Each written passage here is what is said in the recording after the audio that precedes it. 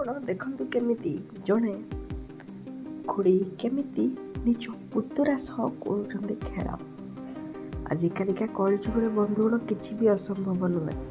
ମାନେ ଖୁଡ଼ି ଜଣଙ୍କ ଭିଡ଼ିଓ ବନାଉଛନ୍ତି ନିଜ ଫୋନରେ ରିଲ୍ସ, ପୁତୁରା ଆସୁଛନ୍ତି ତାଙ୍କ ସହ ଖେଳ କରିଦେଉଛନ୍ତି। ଭାବୁଥିବେ ନା ପୁରା ଲଙ୍ଗଳା ହେଇକି ଖେଳଟା ଥିବ।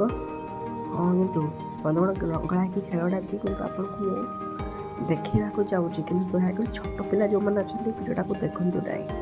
ଖେଳଟା ଏମିତି ହେଇଛି ଯେ ସୋସିଆଲ ମିଡ଼ିଆରେ ଘାଁ ଘାଁ କରି ଭାଇରାଲ୍ ହେଉଛି।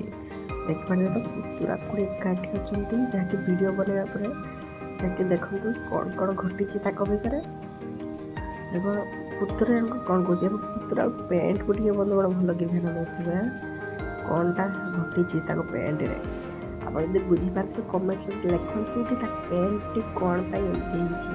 ନିହାତି ଭିଡ଼ିଓଟାକୁ ଶେଷ ପର୍ଯ୍ୟନ୍ତ ଦେଖନ୍ତୁ। ଭିଡ଼ିଓଟାକୁ ଲାଇକ୍ କମେଣ୍ଟ ସେୟାର କରିବେ। ଆପଣ ଏଇ ପୁତୁରା ପ୍ରେମକୁ ଦେଖିଲା ପରେ କ'ଣ କହିବେ।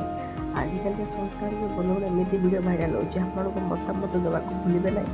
ଭିଡ଼ିଓଟାକୁ ଲାଇକ୍ କମେଣ୍ଟ ସେୟାର ତ କରିବେ। ଚ୍ୟାନେଲଟାକୁ ଯଦି ପାରିବେ ସବସ୍କ୍ରାଇବ୍ କରିବେ। ସବସ୍କ୍ରାଇବ୍ ନ କଲେ ବନ୍ଧୁଗଣ ଆମେ ବୁଝିପାରିବୁ ନାହିଁ ଆପଣଙ୍କୁ କେମିତି ଭିଡ଼ିଓ ଦେବା ପାଇଁ।